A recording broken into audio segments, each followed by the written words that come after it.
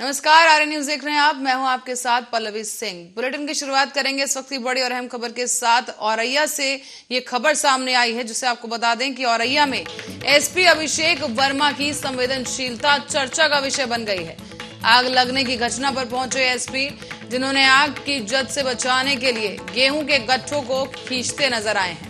हालांकि कई सैकड़ा फसल जलकर नष्ट हो चुकी है, लेकिन एसपी की संवेदना इस वक्त चर्चा का विषय बन चुकी है। बड़ी खबर इस वक्त की आपको बता दें औरैया से सामने आई है, जहां पर गर्मी की वजह से खेतों में आग लग रही है। लगातार ये घटनाएं सामने आ रही हैं, जिसके तहत एक और घटना औरैया से देखने को मिली है, जहां पर गेहूं के खेत में आग लग गई है। गेहूं की फसल काट के रखी गई थी और उसी में आग लगी, जिस वजह से इसे बचाने के लिए खुद एसपी वहां पहुंचे और खुद आप देख सकते हैं कैसे एसपी खुद ये गट्ठे खींच रहे हैं। गेहूं की फसल के गट्ठे हैं जिन्हें खींचकर अलग किया जा रहा है ताकि इनमें आग ना लग जाए। और आपको बता दें कि गर्मी की वजह से यहाँ पर आग लगी है।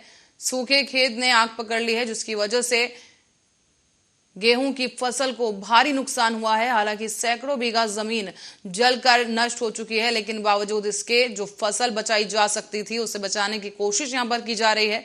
और वाकई संवेदनशीलता जिस तरह से एसपी ने दिखाई है वो चर्चा का विषय इस वक्त बनी हुई है। काफी सराहना ग्रामीणों की तरफ से भी की जा रही है कि खुद एसपी यहां पर पहुंचे हैं अपनी टीम के साथ और तमाम पुलिस वाले यहां पर इन गट्ठों को खींचते नजर आ रहे हैं। किसानों की मदद की जा रही है ताकि नुकसान जितना हो सके उसे कम किया जा सके और ये जो आग है वो और ज्यादा ना फैले, इसकी वजह से तत्काल प्रभाव से यहां पर कार्रवाई होती हुई देखी जा सकती है।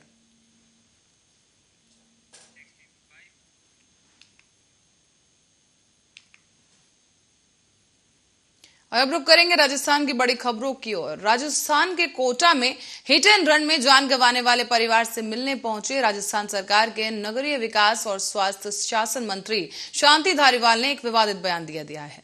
नगरीय विकास और स्वास्थ्य शासन के मंत्री शांति धारीवाल ने फुटपाथ पर रहने और सोने वालों के लिए कहा कि ये उनकी गलती है कि वो फुटपाथ पर सोते हैं। पुलिस उनको उठाकर सामुदायिक भवन तो छोड़ नहीं सकती, ये उनको खुद ही सोचना पड़ेगा। इस तरह के बयान के बाद अब विपक्ष ने भी हमला बोलना शुरू कर दिया है। आपको बता दें कि नयापुरा इलाके में फुटपाथ पर सो रहे एक परिवार को तेज रफ्तार कार ने कुचल दिया था। इसमें परिवार के मुखिया दिनेश की मौके पर ही मौत हो गई, जबकि दिनेश की पत्नी और बेटा गंभीर रूप से घायल बताए जा रहे हैं। मंत्री ने आगे कहा कि सरकार और प्रशासन ने इन लोगों के लिए रैन बसेरे और सामुदायिक भवन खोल रखे हैं, लेकिन ये लोग वहां नहीं जाते। बता दें कि मंत्री धारीवाल रविवार को निजी अस्पताल में दिनेश की पत्नी से मिलने गए थे। हादसे में जान गंवा बैठे दिनेश के परिजनों को मंत्री धारीवाल ने कहा कि निजी अस्पताल पहुंचकर 1 लाख का चेक सौंपा और साथ ही मृतक के परिजनों के लिए इंदिरा रसोई में निःशुल्क खाने की व्यवस्था भी की गई है। इसके साथ ही उन्होंने बच्चों की पढ़ाई लिखाई के लिए भी अधिकारियों से चर्चा की। आपको बता दें कि पुलिस ने भी इस मामले में आरोपी को गिरफ्तार कर लिया है। साथ ही सूत्रों से मिली जानकारी के अनुसार ये सामने आया है कि जिस कार में मौजूदा परिवार को कुचला था वो महेंद्र अरोड़ा की है। बता दें कि महेंद्र अरोड़ा कोटा शहर के मशहूर शिमला बेकरी का मालिक है और यहाँ पर यह भी तथ्य सामने आया है कि हादसे के बाद आरोपी ने अपना गुनाह दूसरे के ऊपर लगाकर बचने की कोशिश की थी। तो वहीं पुलिस ने भी इस मामले में गैर इरादतन हत्या का प्रकरण दर्ज कर लिया है। और प्रदेश में चरमराती चिकित्सा व्यवस्था को लेकर बीजेपी ने सवाल खड़े किए हैं। बीजेपी प्रवक्ता रामलाल शर्मा ने कहा है कि चिकित्सा विभाग में लापरवाह कार्मिकों की वजह से शिशुओं की मौत हो रही है। आपको बता दें कि रामलाल ने यहां पर कहा है कि पहले कोटा में इस तरह की घटना हुई है और अब ब्यावर में शिशुओं की मौत हो रही है। ये घटना चिकित्सा प्रबंधन की पोल खोलती है। विधानसभा के पटल पर मुख्यमंत्री 5 लाख रुपए के निःशुल्क इलाज को 10 लाख रुपए तक करने की बात कहते हैं। तो वहीं प्रदेश के सबसे बड़े एसएमएस अस्पताल में व्यवस्थाओं की पोल भी मुख्यमंत्री के सामने खुलकर आ चुकी है। बता दें कि आगे रामलाल ने कहा है कि जिस तरह से ब्यावर में शिशुओं की मौत हो रही है, ये घटना लापरवाह कर्मचारियों की बानगी है। और आपको बता दें कि प्रदेश में खोले गए जनता क्लिनिक को लेकर भी रामलाल शर्मा ने सरकार पर तंज कसा है। तो वहीं उन्होंने ये भी कहा कि सरकार ने केवल थोथी घोषणाएं की हैं। केवल 7 से 8 जनता क्लिनिक खोले गए और वो भी धीरे धीरे बंद हो गए।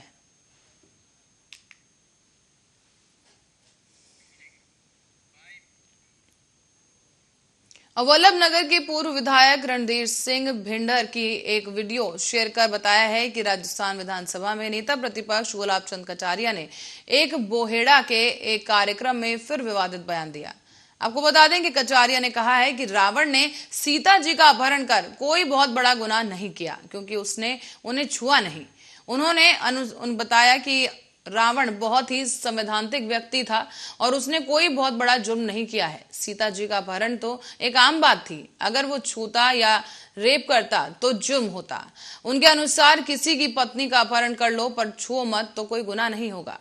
जब वो ऐसा कहते हैं कि रावण ने कोई गुनाह नहीं किया तो वो संपूर्ण रामायण को ही गलत साबित कर रहे हैं, जबकि भगवान राम का अवतरण ही राक्षस रावण और उसकी प्रवृत्तियों को समाप्त करने के लिए हुआ था। ऐसा लगता है कि कटारिया जी रावण के ही अनुयायी हैं, तभी तो भगवान राम, महाराणा प्रताप और हमारे इतिहास को कोसते नजर आते हैं। दरअसल आदमी का बोलना ही उसका चरित्र और उसका बैकग्राउंड बताता है। अब आपको बता दें कि हिंदू या मेवाड़ी नहीं बल्कि श्रीलंका से वो आए हैं और ऐसे में उन्हें वहीं भेज देना चाहिए ताकि अपने आदर्श पुरुष रावण से मिल सके। बताते चलें कि इससे पहले भी गुलाब चंद कटारिया महाराणा प्रताप और डॉक्टर भीमराव अंबेडकर पर विवादित बयान देकर वो विवादों के घेरे में आ चुके हैं। विवादों से गहरा नाता इनका बना हुआ है। साथ ही गुलाब चंद कटारिया का और बार बार वो हिंदू देवी देवताओं और हिंदू शिरोमणि राजा महाराजा और संविधान निर्माता बाबा भीमराव अंबेडकर साहब तक को विवादित बयानों के घेरे में घेरते आए हैं, जिसकी वजह से जनता में आक्रोश का वो कारण बन चुके हैं।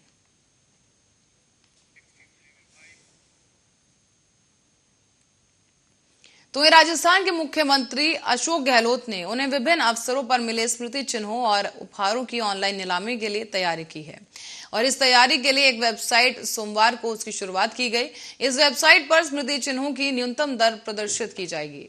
आपको बता दें कि आगामी 25 अप्रैल को ऑनलाइन नीलामी इनकी होगी और इसी के बाद 3 मई को स्मृति चिन्हों और उपहारों की ऑफलाइन नीलामी भी होगी। साथ ही मुख्यमंत्री ने कहा है कि संकट की घड़ी में पीड़ित का हाथ थामने की इस गौरवशाली परंपरा पर आगे बढ़ते हुए मैंने स्मृति चिन्हों को ऑनलाइन माध्यम से नीलाम करने की ये पहल की है। उन्होंने ये भी कहा कि हमारा प्रयास है कि नीलामी से प्राप्ति राशि का उपयोग जरूरतमंद और गरीब तबके के रोगियों के उपचार के लिए किया जाए। इसके लिए मुख्यमंत्री सहायता कोष के भीतर निरोगी राजस्थान के नाम से अलग से कोष बनाया जाएगा। कहा यह भी गया कि हमारी सरकार प्रिवेंटिव मेडिसिन को मजबूत करने की दिशा में काम कर रही है। तो वहीं गहलोत ने आशा व्यक्त की कि इस नवाचार से नीलामी प्रक्रिया अधिक पारदर्शी हो सकेगी। मुख्यमंत्री निवास पर आयोजित किए गए कार्यक्रम में भारत सेवा संस्थान के सचिव जीएस बाफना ने भी कहा कि ऑनलाइन नीलामी के माध्यम से करीब 200 स्मृतियां, चिन्ह और उपहार नीलाम किए जाएंगे और कार्यक्रम में विधानसभा अध्यक्ष डॉक्टर सीपी जोशी, मंत्री परिषद के सदस्य, बोर्ड आयोगों और निगमों के अध्यक्ष, विधायक, मुख्य सचिव उषा शर्मा और वरिष्ठ अधिकारी भी उपस्थित थे।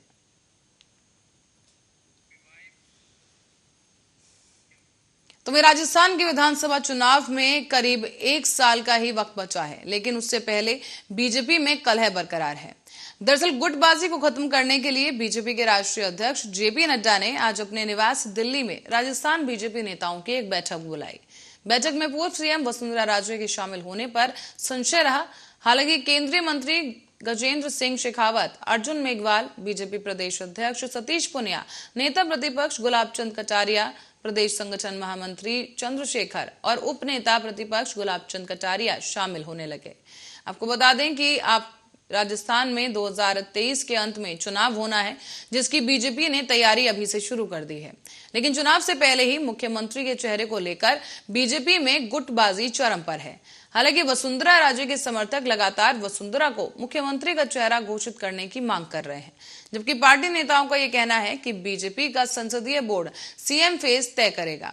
पार्टी से जुड़े सूत्रों के अनुसार अब जेपी नड्डा राजस्थान अगले साल के अंत में चुनाव होने हैं, लिहाजा संगठनात्मक दृष्टि से पार्टी की क्या तैयारी है ये जानकारी लेंगे और बैठक में इसके अलावा पिछले दिनों प्रमुख केंद्रित नेताओं के राजस्थान दौरे के जरिए जो कुछ भी फीडबैक मिला है उसी आधार पर संगठनात्मक मजबूती को लेकर भी आवश्यक दिशा निर्देश दिए जा सकते हैं।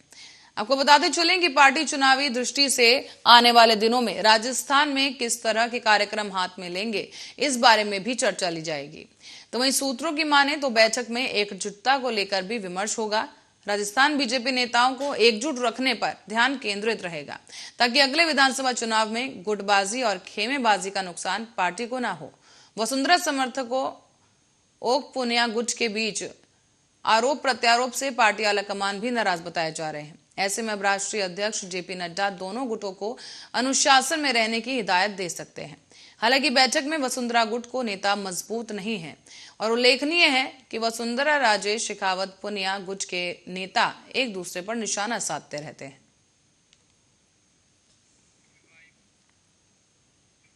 खबर बारां से है, जहां बारां जिले के देवरी गांव में मकान में विस्फोट होने के एक व्यक्ति की मौत हो गई है। और बता दें कि मकान मालिक मुरारीलाल धाकड़ की इस हादसे में मौत हुई है। हादसे में उसकी पत्नी और मकान में रहने वाली महिला शिक्षिका घायल हो गई है। बताया जा रहा है कि सूचना पर बारां जिला पुलिस अधीक्षक कल्याणमल मीणा मौके पर पहुंचे और उन्होंने प्राथमिक जानकारी देते हुए बताया है कि उक्त व्यक्ति झोला छाप क्लिनिक चलाता था। इसी की आड़ में वो डेटोनेटर बेचता था और पुलिस का ये कहना है कि उन्हें इस मामले की जानकारी नहीं थी। हालांकि एसपी ने पुलिस चौकी इंचार्ज को जमकर फटकार लगाई। इस दौरान ये भी बताया जा रहा है कि पुलिस पूरे मामले की जांच पड़ताल में जुटी है। तो वहीं घटनास्थल पर बम निरोधक दस्ते से जांच भी करवाई गई। डॉग स्क्वाड की टीम भी सहयोग के लिए साथ में लाई गई। साथ ही मौके पर एफएसएल टीम को भी बुलाया गया है। पुलिस को मकान से 2 अवैध देसी कट्टे, एक 12 बोर की बंदूक, जिंदा कारतूस और 17 जिंदा डेटोनेटर मिले हैं। एसपी ने इस घटना को गंभीर से लेते हुए बीट प्रभारी और चौकी प्रभारी को सस्पेंड कर दिया है। आपको ये भी बता दें कि जानकारी के अनुसार देवरी में सुबह को करीब सोमवार को 6 बजे मुरारीलाल धाकड़ के मकान में ये ब्लास्ट हुआ था, जिसकी वजह से ये पूरा मकान ध्वस्त हो गया है। हालांकि मकान में दबने से 50 साल के मुरारीलाल धाकड़ की मौत हो गई, तो वहीं उसकी पत्नी घायल बताई जा रही है, जिसको शाहबाज रेफर कर दिया गया है। और मकान में किराए से रहने वाली महिला टीचर रुक्मिणी को भी हल्की चोट आई है। तो वहीं इस ब्लास्ट के कारणों का पता फिलहाल लगाया जा रहा है।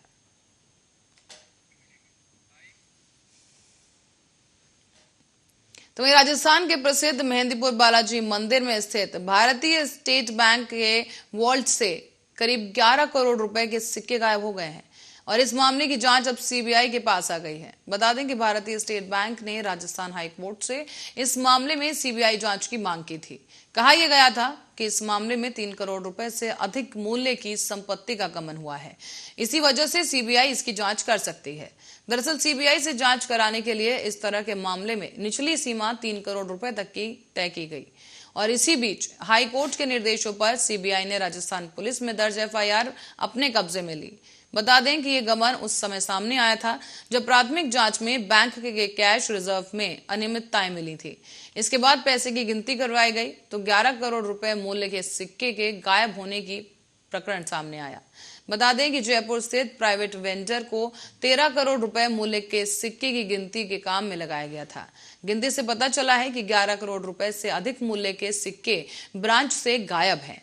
सिर्फ 2 करोड़ रुपए वहां मिले, जो कि 3000 सिक्कों के थैले में रखे हुए थे। उन्हें रिजर्व बैंक के सिक्कों को संभालने वाली ब्रांच में भेज दिया गया था।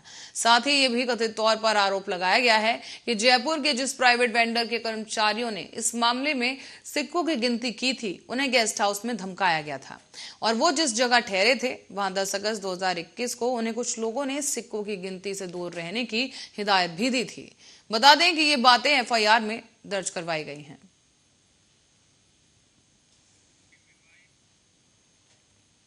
खबर अलवर से है, जहां अलवर के मुंडावर में मुख्य बाजार में एक कपड़े की दुकान में भीषण आग लग गई है। आग इतनी भयंकर थी कि पूरे बाजार में अफरा तफरी मच गई। तो वहीं इस भीषण आग में दुकान में रखा लाखों रुपए का सामान जलकर खाक हो गया है। हालांकि आग लगने के बाद घटनास्थल पर भारी भीड़ जमा हो गई। आग को बढ़ता देख लोगों ने भी आसपास की दुकानों को खाली करवा दिया और घटना की सूचना तुरंत ही पुलिस प्रशासन को दी गई और इसी के बाद दमकल की गाड़ियां मौके पर पहुंच गई और आग बुझाने का कार्य किया गया। बता दें कि जानकारी के अनुसार मुंडावर कस्बे में मुख्य बाजार में खंडेलवाल क्लोथ्स की दुकान में एसी के फटने से यह हादसा हुआ। आग लगने की इस घटना की सूचना के बाद दमकल की गाड़ियां आग बुझाने के प्रयास में जुट गईं और आग को बुझाने के लिए नीम राणा, बहरोड और खैरथल की दमकल गाड़ियां मौके पर पहुंची और आग बुझाने की कोशिश की गई। तो वहीं स्थानीय स्तर पर भी ग्रामीणों ने टैंकरों के माध्यम से आग बुझाने में मदद ली, लेकिन आग इतनी बेकाबू हो चुकी थी कि दुकानों की दोनों मंजिलों को लपेट लिया और ये दुकान राधेश्याम खंडेलवाल की बताई जा रही है, जो कि नीचे उनकी दुकान थी और ऊपर वाले माले पर साड़ियों और लहंगों का वो व्यापार करते थे। अनुमान के अनुसार आग से करीब 50 लाख रुपए से ज्यादा का नुकसान हो गया है। आपको बता दें कि अलवर में आग के इस बड़े हादसे के बाद अब मुंडावर थाना अधिकारी लक्ष्मी नारायण के अलावा कोई अधिकारी मौके पर नजर नहीं आए। इस घटना के बाद मौके पर न एसडीएम पहुंचे और न ही तहसीलदार। मौके पर कांग्रेस पीसीसी सचिव ललित यादव ने वहां पहुंचकर पीड़ित व्यापारी को सांत्वना दी। फिलहाल आग पर स्थिति पर काबू बताया जा रहा है। हालांकि आग से कपड़े के शोरूम का पूरा माल जलकर खाक हो गया है।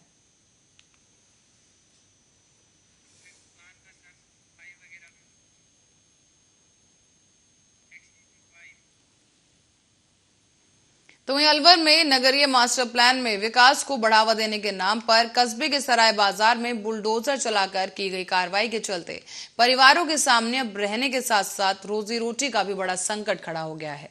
बता दें कि जिन लोगों के घर और दुकानों पर बुलडोजर चला है वो अब किराए के मकान में शरण लिए हुए हैं। एक ही रात में उजड़े अपने सपने के आशियाने को छोड़कर उन्हें दूसरी जगहों पर शरण लेनी पड़ी।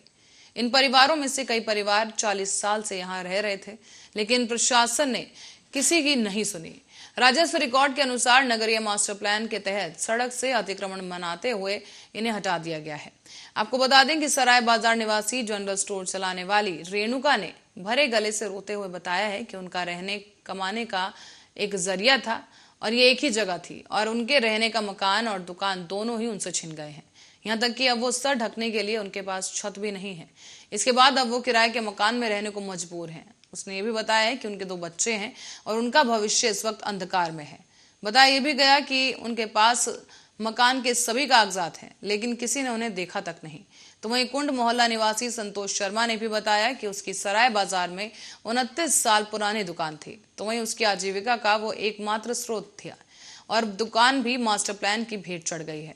साथ ये भी बता दें आपको कि परिवार में 4 सदस्य थे और अब रोज खाने के लाले पड़ चुके हैं।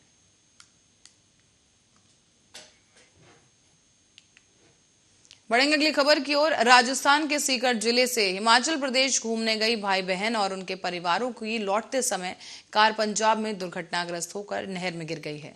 इस दौरान आपको बता दें कि दोनों परिवारों के सभी 7 लोगों की मौके पर ही मौत हो गई। नहर से 5 लोगों के शव बरामद कर लिए गए हैं, जबकि 2 बच्चे अभी तक नहीं मिले हैं। मृतकों के अंदर जो है वो डॉक्टर भी शामिल है और आपको बता दें कि डॉक्टर सतीश पुनिया सीकर के रिंग्स के सरकारी अस्पताल में वो कार्यरत थे और हादसे में पुनिया की पत्नी, 2 बच्चे और साला और उनकी पत्नी और उनका एक बच्चा शामिल है। साथ ही इस हादसे के बारे में जिसने भी सुना वो सन्न रह गया। मृतकों के शव को लेकर आज सीकर लाया गया और बाद में उनका यहाँ अंतिम संस्कार किया गया है। बता दें कि जानकारी के अनुसार सीकर जिले के रिंग्स कस्बे के राजकीय सामुदायिक स्वास्थ्य केंद्र में कार्यरत डॉक्टर सतीश पुनिया अपने और साले परिवार के साथ 5 दिन के लिए हिमाचल प्रदेश घूमने गए थे। इनमें डॉक्टर सतीश पुनिया की पत्नी सरिता पुनिया, बेटे दक्ष, पुत्री गुड़िया और साला राजेश देवंदा, उनकी पत्नी और उनकी बेटी शामिल थी। ये लोग कार से हिमाचल प्रदेश गए थे और वहीं से लौटते वक्त यह हादसा हुआ।